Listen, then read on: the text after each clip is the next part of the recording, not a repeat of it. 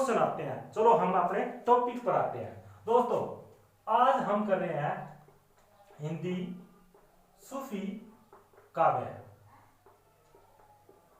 दोस्तों मैंने लिखा है हिंदी सूफी काव्य। सूफी काव्य के बारे में हम बताएंगे। हम भक्ति काल के अंदर ना, भक्ति काल को दो चरणों में बांटा गया था, निर्गुण और सगुण। निर्गुण के दो आगे थे निर्गुण। निर्गुण परंपरा के अंदर ना संत काव्य धारा और प्रेमा आख्यान काव्य धारा, इसका दूसरा नाम है दोस्तों प्रेम मार्गी।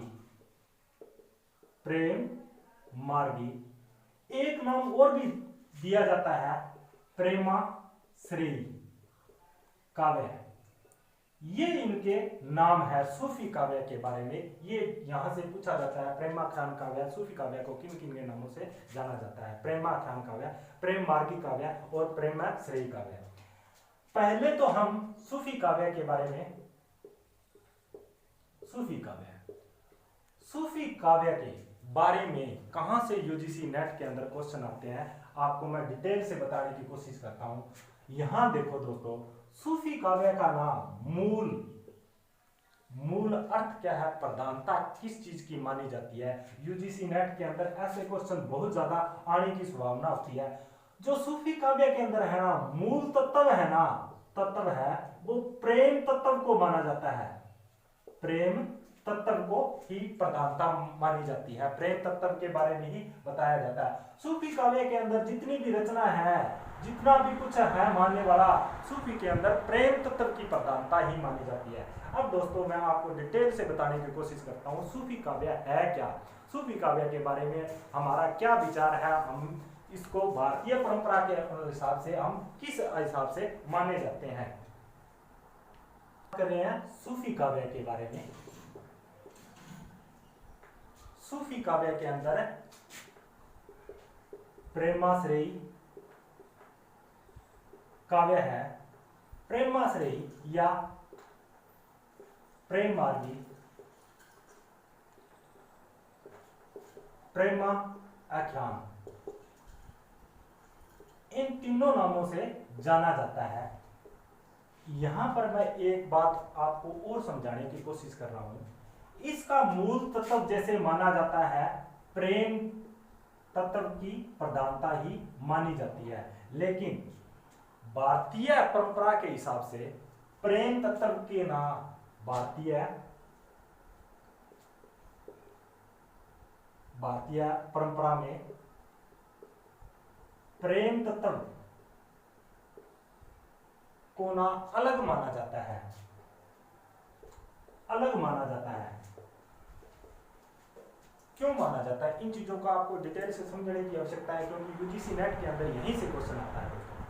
क्योंकि जो सूफी काव्य के अंदर था ना प्रेम तत्व किसके बारे में दोस्तों, यहां समझने की बात है। जो भारतीय परंपरा के अंदर ईश्वर प्राप्ति करने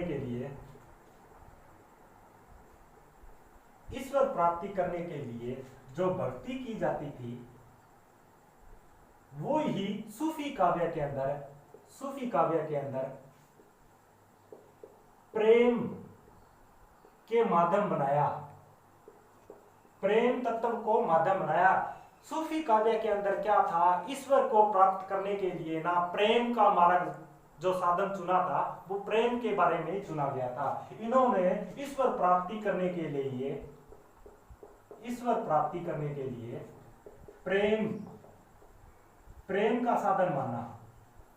प्रेम से ही इन्होंने क्या कहा था दोस्तों, कि ईश्वर की प्राप्ति करने के लिए हमें प्रेम का ही अनुसरण करना पड़ेगा, प्रेम तत्व का ही साधन अपनाना पड़ेगा। ये था इनका जो प्रेम था ना, अंग्रेजी के रोमांस शब्द से माना जाता है। अंग्रेजी में जिसको रोमांस माना जाता है, वो प्रेम मार्ग के अंदर स्वच्छंदता प्रेम माना जाता है, जिसका स्वच्छंद प्रेम माना गया है। दोस्तों स्वच्छंद प्रेम के अंदर ना भारतीय परंपरा के अंदर ना अवहेलना मानी जाती है, क्योंकि जो भारतीय परंपरा की थी ना, वो भारतीय परंपरा के अंदर कौन सा प्रेम के बारे में बताया गया है, उसमें क्या है, मर्यादावादी दाम्पत्य प्रेम, मर्यादावादी दाम्पत्य प्रेम की ही मानी जाती है। लेकिन जो स्वच्छंद प्रेम था, जिसको अंग्रेजी में रोमांस कहा जाता था, उस भारतीय परंपरा से अलग माना जाता है। ये है इनके बारे में, प्रेम तत्व के बारे में इनका विचार।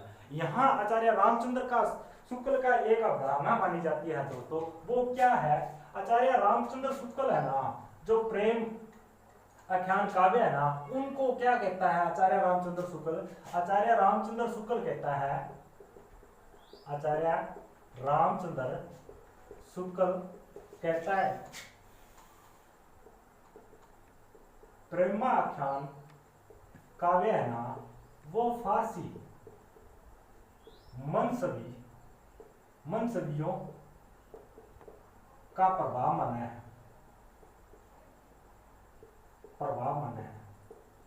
आचार्य रामचंद्र शुक्ल क्या कहता है, फारसी थे ना, उनका मनसबियों का प्रभाव माना जाता है प्रेमाख्यान काव्य के अंदर। दोस्तों यहाँ से यूजीसी नेट सीधा डायरेक्टली क्वेश्चन करती है, यहाँ से प्रेमाख्यान काव्य के बारे में आचार्य रामचंद्र शुक्ल का क्या था, मनसबी फारसी का प्रभाव माना गया। किसका प्रभाव माना गया है? आचार्य रामचंद्र शुक्ल के हिसाब से मनसबियों का प्रभाव माना जाता है यहाँ से। लेकिन दोस्तों हमें याद यह भी रखना है, भारतीय परंपरा के हिसाब से भी प्रेमाख्यान परंपरा पर प्रभाव माना गया है, ये भी हमें याद रखना है। मैं आपको दोस्तों डिटेल से बताने की कोशिश करता हूं। आचार्य रामचंद्र शुक्ल ने कहा है ना, तो हम प्राचीन काल के अंदर चलेंगे। प्राचीन काल के अंदर क्या था, प्रेम तत्व को भारतीय परंपरा के हिसाब से भारतीय परंपराओं से माना जाता है। यहां हम बात करते हैं ऋग्वेद। ऋग्वेद के अंदर क्या है, उर्वशी और पूर्वा की कहानी ली जाती है। फिर बात आती है महाभारत। महाभारत में नल और दमयंती, पुराणों में उषा और अरविंद, और यहीं राधा और कृष्ण। हम बात कर रहे हैं प्रेमाख्यान काव्य के बारे में दोस्तों, तो हम प्राचीन काल के बारे में हम बता सकते हैं। ऋग्वेद में उर्वशी और पूर्वा की कहानी थी, महाभारत में नल और दमयंती की कहानी थी, पुराणों में उषा और अरविंद की कहानी थी, और राधा और कृष्ण की प्रेमाख्यान काव्य के अंदर अंतर्गत आती है। अब हम आगे चलकर दोस्तों इसके बारे में आपको और डिटेल से मैं बताने की कोशिश करता हूं।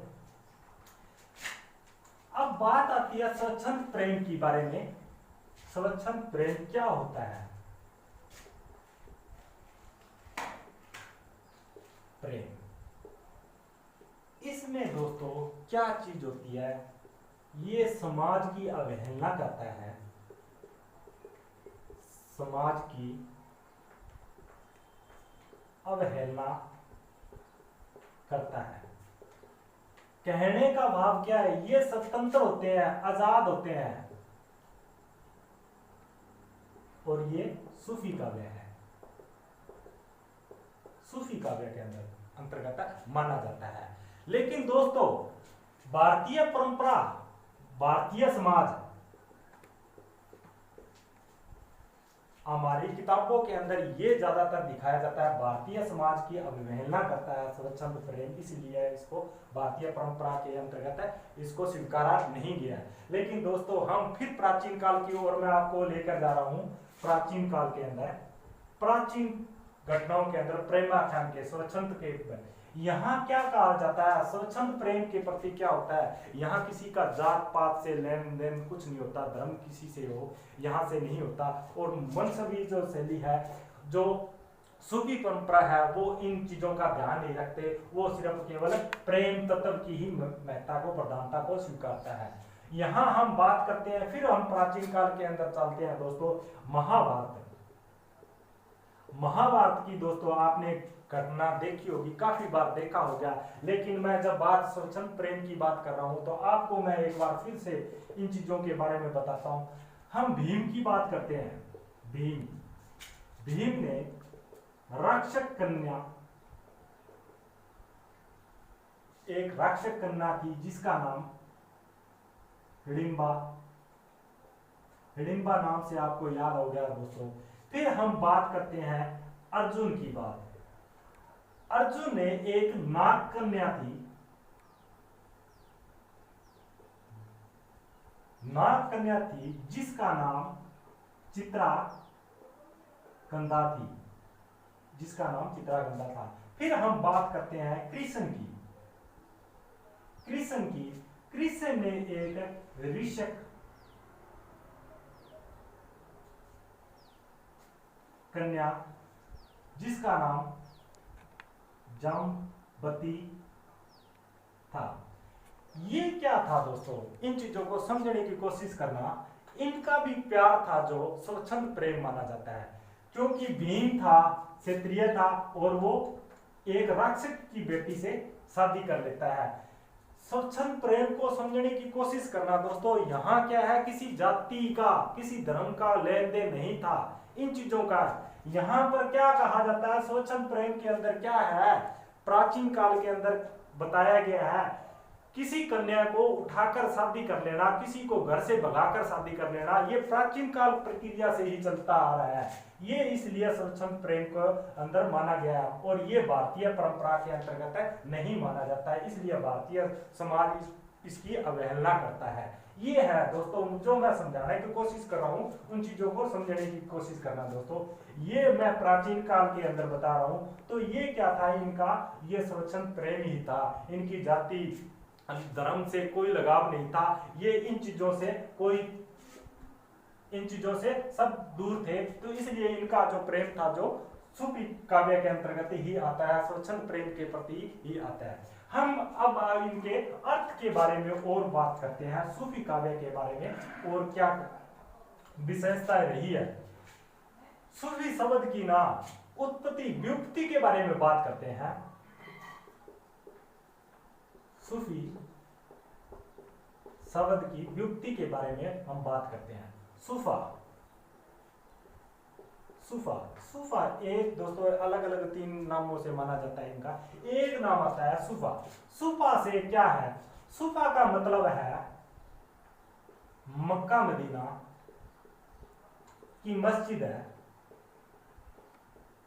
मक्का मदीना की मस्जिद है जिसका चबूतरा, मक्का मदीना मस्जिद के आगे एक चबूतरा है, वहां पर फकीर बैठकर ईश्वर प्राप्ति करता है। फकीर है वो ईश्वरीय भक्ति प्राप्त करते हैं, भक्ति करते हैं तो उनको सूफी कहा गया है, उनको सूफी कहा गया है। एक तो दोस्तों अर्थ ये माना जाता है, दूसरा इसका अर्थ माना जाता है सोफिया। सोफिया का अर्थ माना जाता है ज्ञान की प्राप्ति। तीसरा माना जाता है सफा, इसका मतलब होता है पवित्र, शुद्ध। कहने का भाव क्या है, जो सूफा है ना, सूफा के अंदर क्या है, जो सूफी होते हैं ना वो सफेद ऊन का चोगा पहनते हैं। कहने का भाव क्या है, ये है इनके शब्द की व्युत्पत्ति के बारे में अलग अलग विद्वानों ने अलग अलग माना है। आगे इसके बारे में और कुछ क्या है, सूफियों के अंदर ना प्रेम तत्व है ना, प्रेम तत्व के 2 प्रकार माने जाते हैं। प्रेम तत्व के सूफी परंपरा में, सूफी काव्य के अंदर प्रेम को इश्क, इश्क मजाजी, इश्क हकीकी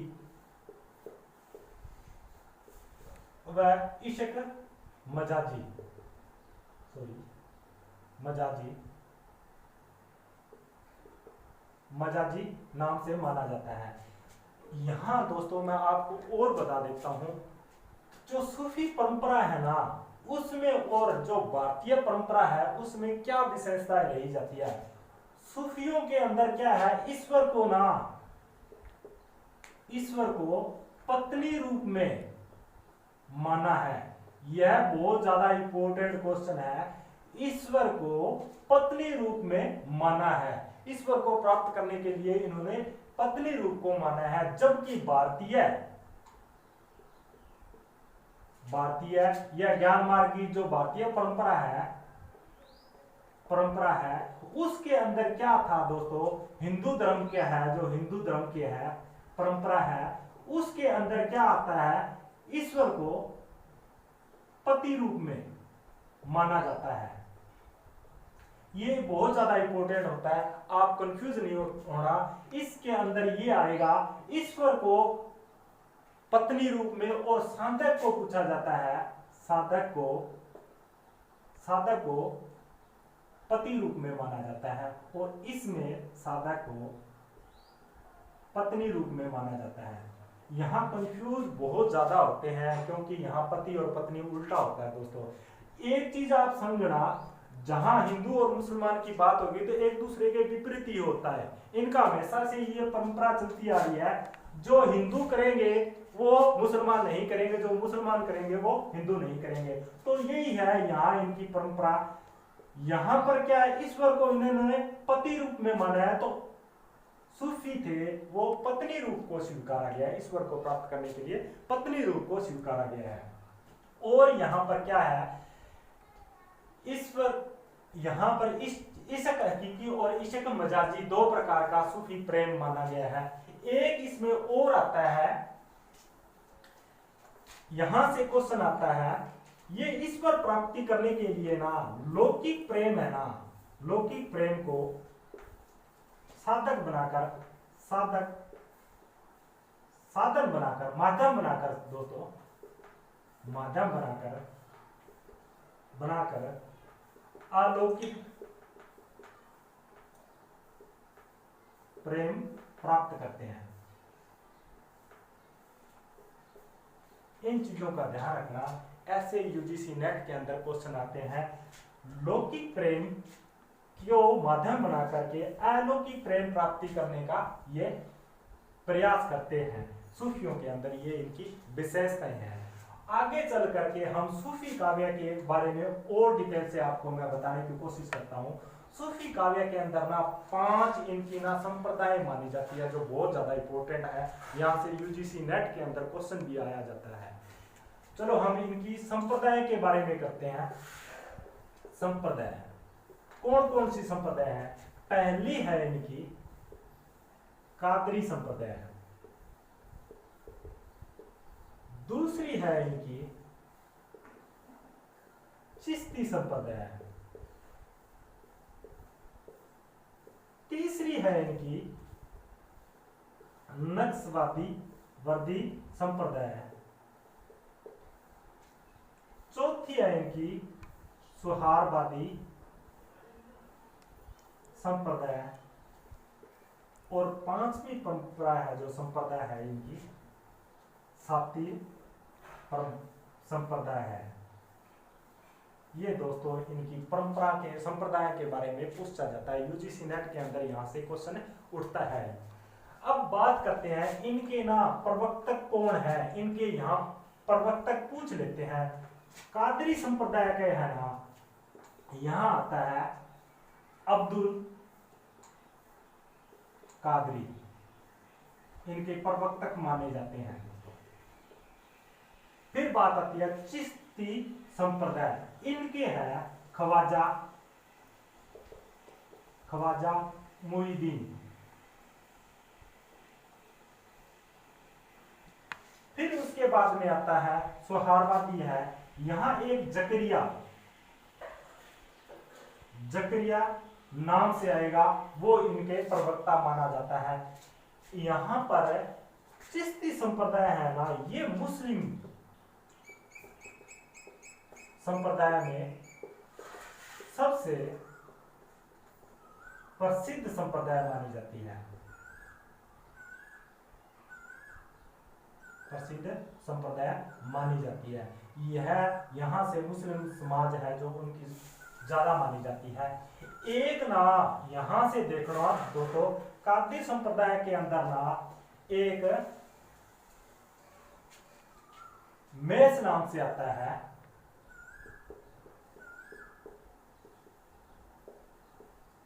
अब्दुल मोहम्मद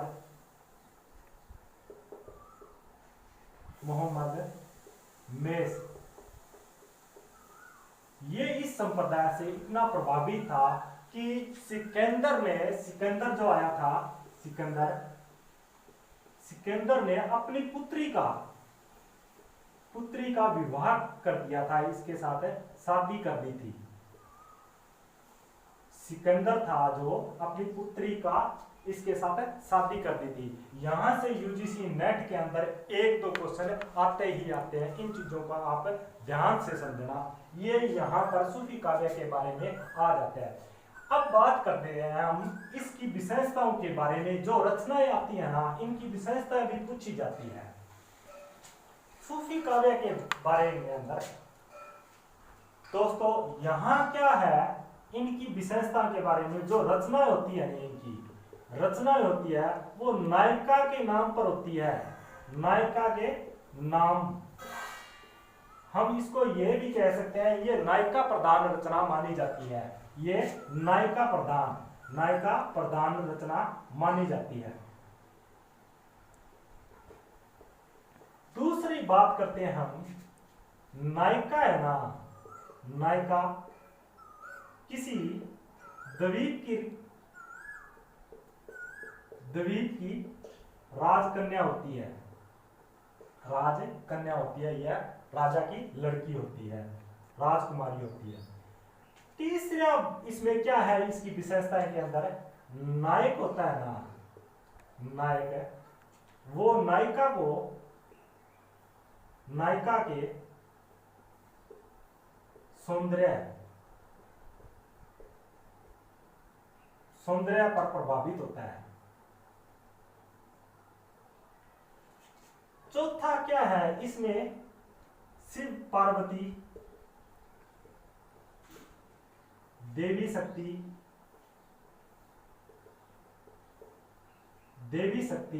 आदि चमत्कार होते हैं। और पांचवा इसमें आपकी है विशेषता इसके बारे में, यहां हंस, शुक, तोता, इनका भी संवाद होता है। ये दोस्तों क्या करते हैं, ये एक दूसरे के बारे में वर्णन करते हैं, ये पत्र वगैरह लेके जाते हैं, इनका भी रोल होता है। फिर क्या होता है, जो नायक होता है ना, वो भेष बदलता है, भेष बदल कर जाता है नायिका को प्राप्त करने के लिए। और सातवां क्या होता है, युद्ध होता है, युद्ध होना अनिवार्य होता है। और सूफी काव्य के अंदर क्या होता है, नायक है ना, नायिका को प्राप्त कर लेता है। कैसे प्राप्त कर लेता है, वो शिव पार्वती, देवी शक्ति, किसी कोई चमत्कार होता है, युद्ध होता है, युद्ध के अंदर क्या होता है, नायक होता है, वो नायिका को प्राप्त कर लेता है। लेकिन दोस्तों हम बात करते हैं फारसी काव्य रचना के अंदर, यहां पर भी इन चीजों की विशेषताओं के बारे में हमें जानकारी होनी चाहिए। जो फारसी काव्य रचना है उनके अंदर क्या होता है, नायक है ना,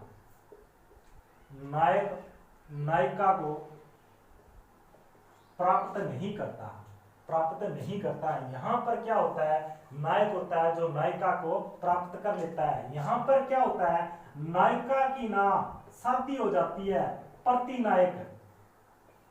नायक के साथ, और यहाँ पर नायक को पता लग जाता है तो नायक क्या है, आत्महत्या कर लेता है, आत्महत्या कर लेता है। ये फारसी छवि के अंदर आता है। इसलिए आचार्य रामचंद्र शुक्ल ने भी कहा है इनके, लेकिन भारतीय परंपरा के अंदर ना ये चीजें दर्शाई गई है। जितनी भी रचनाएं आएगी है यहाँ पर ये भी आया जाता है, इनकी जो रचनाएं हैं वो है ना नायिका के नाम से ही प्रधान रचनाएं मानी जाती है, नायिका के नाम से ही बोली जाती है जितनी भी है। जैसे हंसावली आ गई, चित्रावली आ गई, ऐसी रचनाओं के नाम है जो भारतीय परंपरा के हिसाब से सूफी काव्य रचना के अंतर्गत आती है। ये है हमारी इनकी विशेषताओं के बारे में। दोस्तों यहाँ से ना यूजीसी नेट के अंदर 2-3 क्वेश्चन आते ही आते हैं। चलो हमारी वीडियो अच्छी लगी तो दोस्तों लाइक करना।